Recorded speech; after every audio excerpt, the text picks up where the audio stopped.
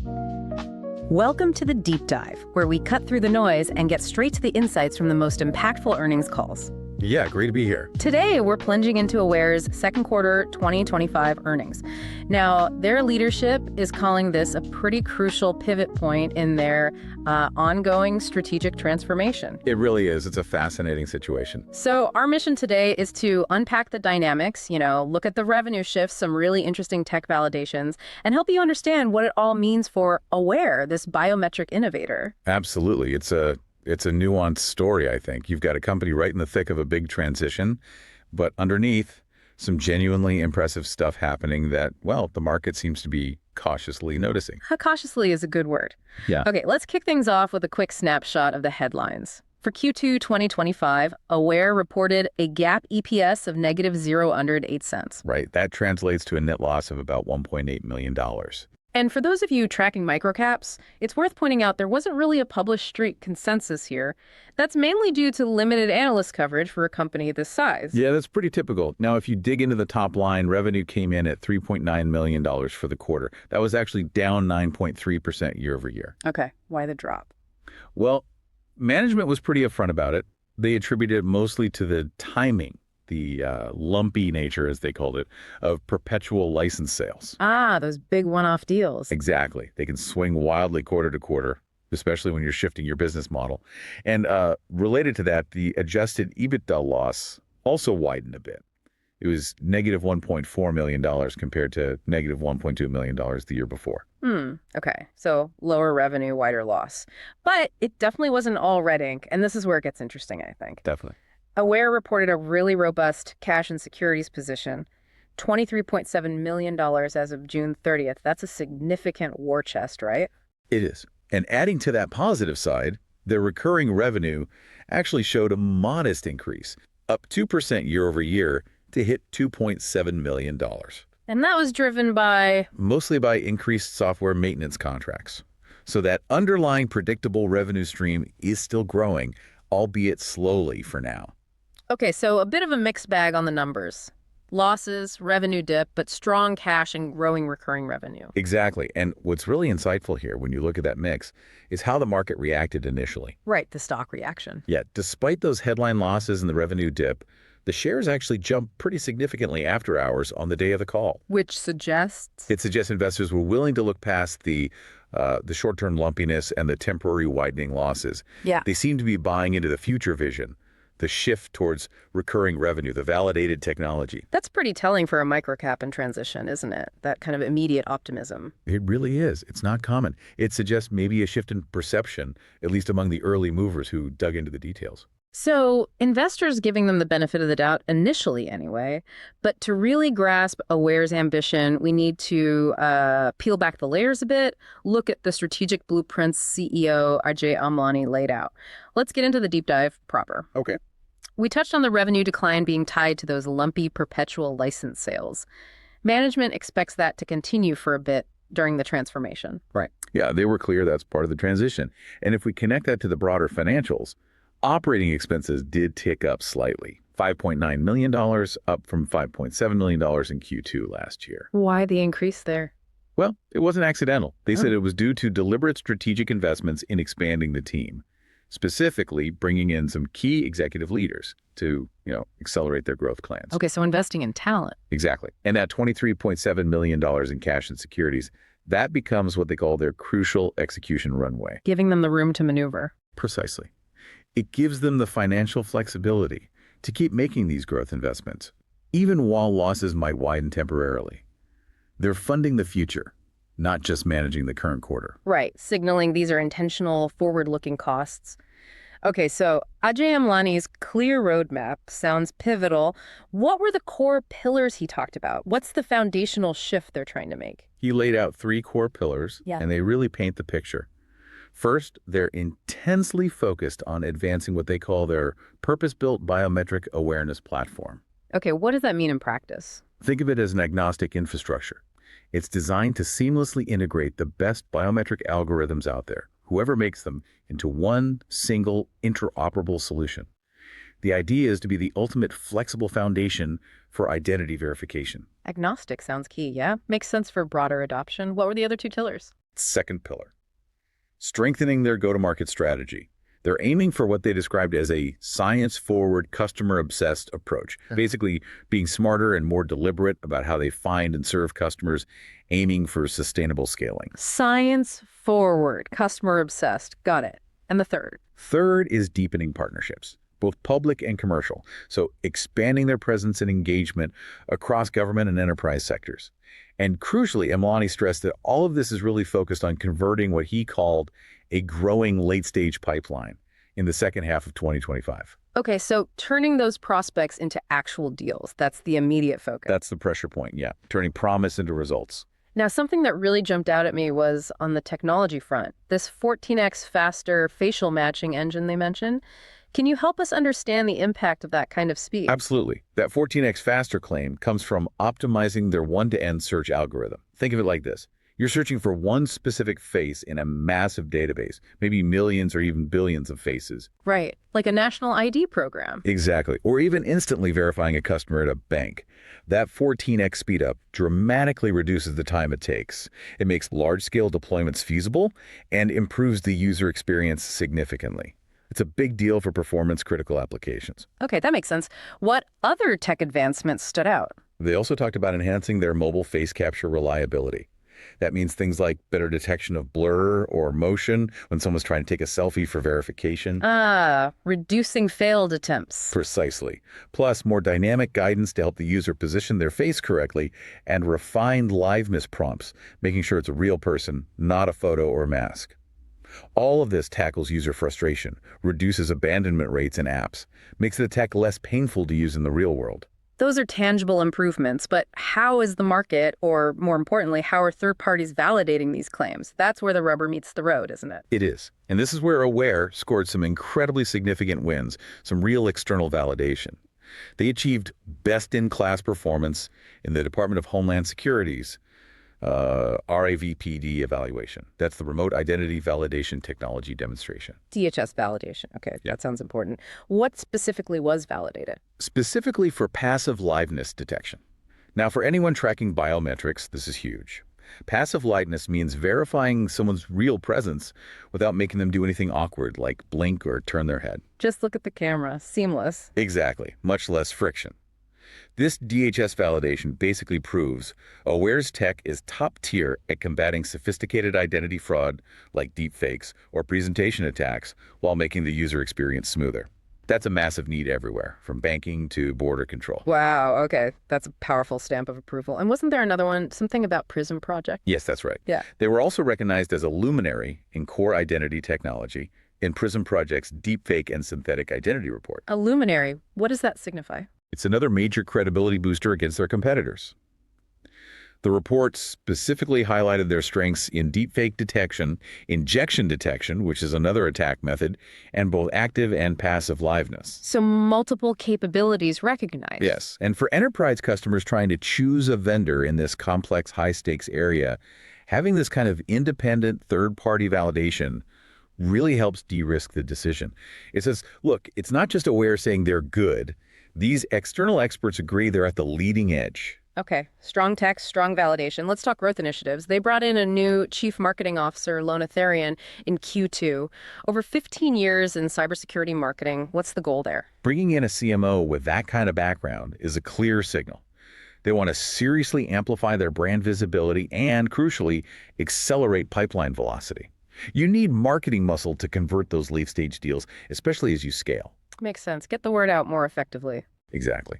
They're also making moves in the federal space, bringing in external experts to help with strategic positioning and finding opportunities within key U.S. government agencies. They recognize that selling to the government is a specialized skill. And internationally. Good progress there, too. They secured national ID programs for 2 Middle Eastern governments through a new international partner. That demonstrates real global reach for their platform and hints at that huge potential for government-issued digital IDs worldwide. Okay, government focus is clear. What about the commercial side?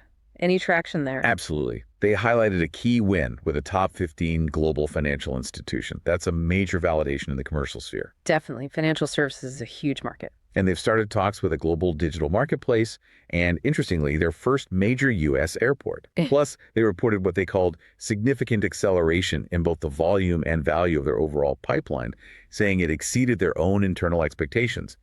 They mentioned enterprise deals advancing with several Fortune 500 companies, too. Wow. Okay. So a lot of activity across different sectors. It really points to their go-to-market strategy starting to bear fruit, hitting multiple targets effectively. So lots of promising activity, pipeline growth. But when it came to actual financial guidance for the rest of the year, they held back, didn't they? No hard numbers. They did. Despite all the positive commentary and the pipeline momentum, management explicitly chose not to provide formal quantitative revenue or EPS guidance for the second half of 2025. Why do you think they did that? They basically reiterated their focus is laser sharp on execution, on converting that growing late-stage pipeline they keep talking about. They position the second half of the year as this period of significant progress, onboarding new customers, setting up those multi-year recurring revenue contracts. So it's like, we know investors want proof. We're focused on delivering the results rather than just forecasting them. That's exactly the read. It's a show-me approach. They seem keenly aware that they need to deliver tangible wins now. Okay, a qualitative outlook then. Shifting gears a bit, long-term strategy. They mentioned focusing on tenacious internal execution rather than M&A for growth right now. What does that signal? It signals strong confidence in their own organic capabilities, I think. They seem to believe their awareness platform has all the necessary pieces, making acquisitions for product gaps unnecessary at this point. So build rather than buy. Pretty much. And they're clearly pursuing a land and expand strategy. Get a foot in the door with a customer, prove your value, and then grow that relationship over time, sell them more services, cover more users within that organization. And the revenue model for these big deals, like federal government or Fortune 500? Primarily an enterprise infrastructure licensing model. The goal is recurring, long-term, sticky relationships. It's that deliberate shift away from unpredictable perpetual licenses towards higher quality, more predictable revenue streams. Got it. Okay, let's pivot to the investor context. We mentioned the initial positive stock reaction post-call, but then some choppiness afterwards. What does that tell us about the current market mood towards Aware? I'd call it cautious constructive. Investors acknowledge the positive story, the tech validations, management's upbeat tone. But now they need to see the tangible proof. They're looking for real evidence of bookings accelerating, that recurring revenue growth picking back up before they're willing to significantly re-rate the stock. It's absolutely a show-me setup right now. Like the story, need to see the numbers follow through. And how does Aware's recent performance stack up? If you look at the stock return, say, as of early September 2025. Yeah, the numbers were interesting. Over 1 month, it was down slightly, about negative 2.2%, but over 3 months, it was up strongly, positive 32.1%. Over 1 year, though, roughly flat, negative 1.3%. How does that compare to, say, the broader software sector, like the IGV ETF? Right, if you compare it to IGV, Aware definitely lagged over the 1 year horizon. IGV was up maybe 24, 28% over that period. But, and this is key, Aware significantly outperformed the software ETF over that 3-month period. That really highlights that recent positive shift in perception we talked about, coinciding with this transformation narrative gaining traction. And the broader software sector itself in 2025. It's been mixed. Investors are increasingly focused on profitable growth, especially with all the uncertainty around interest rates and the potential cuts. It's not growth at all costs anymore. Right. So given that backdrop, what are the key growth levers for Aware looking out to 2026 and beyond? Where does the big opportunity lie? Several big areas stand out. First, federal government work. We mentioned the DHS validation. There are huge budget increases planned. DHS alone is looking at $165 billion over 10 years, with $44 billion potentially just for fiscal 26 for border security and tech. Wow. That includes digital IDs. Absolutely. Global government-issued digital identities are a massive piece of that puzzle. Second, the law enforcement market. There's a continuous need there for upgrading technology, refreshing investments. Aware plays in that space. Okay. Government, law enforcement, what else? Third, the commercial market. This is being driven by a couple of things. One, just growing consumer acceptance of biometrics. Think Face ID on your phone. People are getting used to it. Right, it's becoming normalized. Exactly. And two, the really urgent need to combat identity fraud. Traditional things like passwords, social security numbers, they're just not cutting it anymore. Plus, you have the rise of sophisticated AI-enabled fraudsters. Proving you're actually human online is becoming a critical challenge. Biometrics are key there. And wasn't there something about travel? Yes, fourth big lever, the global travel sector. Think about major upcoming events of the World Cup in 2026, the Olympics in 2028. These will drive massive demand for efficient, secure biometric solutions for everything from ticketing to border crossing to venue access. Millions of people needing smooth, secure experiences. Huge potential scale there. Okay, those are compelling long-term tailwinds. What should we, and you listening, be watching for in the next, say, 3 to 6 months as potential catalysts, things that could really validate this transformation? The next couple of earnings, prints Q3 and Q4, will be absolutely crucial. We need to see evidence that the timing of those perpetual licenses is normalizing and, more importantly, that recurring revenue, the ARR, starts to reaccelerate meaningfully. So watch the ARR trend. Definitely. Also, keep an eye out for announcements of significant contract wins, both government and commercial, Yeah. especially wins that clearly leverage that upgraded platform and those DHS and PRISM validations. That would be strong proof. Any other signals? Yeah, any new partner announcements that expand their distribution network would be very positive. It would show that their land and expand strategy is gaining traction through partners as well. Okay, clear catalysts to watch. Right, this is Talk Tickers, and you know what time it is. Let's turn to the committee for some outrageous but plausible trade ideas. All right. Well, given everything we've discussed about Aware, the recent developments, this clear show me setup, I'm pitching a strategy I'm calling the Biometric Beta Bounty. Okay, Biometric Beta Bounty. Intriguing name. What's the core idea? The core idea is pretty straightforward. A long position in Aware stock. But we're going to layer on top of that some long-dated, out-of-the-money call options, specifically targeting expirations maybe in Q3 or Q4 of 2026. Interesting. Long stock plus long-dated OTM calls. Why that specific structure, especially the far-dated options? Well, like we said, the market is firmly in that show me phase, right? The initial pop after earnings showed some belief, but the choppiness since then says, okay, prove it. Right. They need to see the follow-through. Exactly. So if management actually delivers on converting that late-stage pipeline, and if we see that recurring revenue, the ARR, really start to reaccelerate in the coming quarters, well, this microcap stock could see a significant re-rating. The long-dated options give that whole story time to fully play out, time for the proof to emerge and be recognized by the market. Okay, so the outrageous part isn't just using options, it's betting on the magnitude of the potential move if they execute successfully. Precisely. The outrageous element here is the bet on a double whammy. Multiple expansion and revenue acceleration. Multiple expansion just means the market becomes willing to pay a higher price for each dollar of Aware's revenue or profit as their growth story becomes clearer and less risky. And given it's a microcap? Exactly. With a relatively tight float, not many shares freely trading, and still pretty sparse analyst coverage, any sustained flow of positive news, like landing a major national ID program or a big Fortune 500 deployment actually hitting the books, that could send Aware stock significantly higher. Quite quick. And the calls amplify that upside. Right. The call options give you that asymmetric upside potential. Your risk is limited to the premium you paid for the options, but the potential gain could be multiples of that. Okay, makes sense. Any way to hedge that a bit? Yeah, to make it maybe slightly less outrageous and manage some of the systemic risk, you could potentially pair this Aware long call position with a short position in a broad market software ETF, like IGV. A relative value play. Exactly. It aims to capitalize on Aware's specific company catalysts while providing some hedge against general headwinds that might hit the entire tech or software sector. So, if Aware truly becomes that trusted biometric infrastructure partner they aim to be, while the rest of the sector maybe treads water, this biometric beta bounty strategy could deliver a really substantial return. That's a bold, well-reasoned trade idea. The biometric beta bounty. Love it. Okay, let's recap our deep dive then. Aware's Q2 2025 earnings call really highlighted a pivotal transitional time for the company. Yeah, they've clearly made significant investments in their core tech, their go-to-market strategy, all while navigating that temporary dip in headline revenue and those wider losses. Management's clear roadmap and those strong third-party validations, especially from DHS and the PRISM project, they've definitely resonated positively with the market, at least initially. For sure. But the focus now shifts squarely onto execution.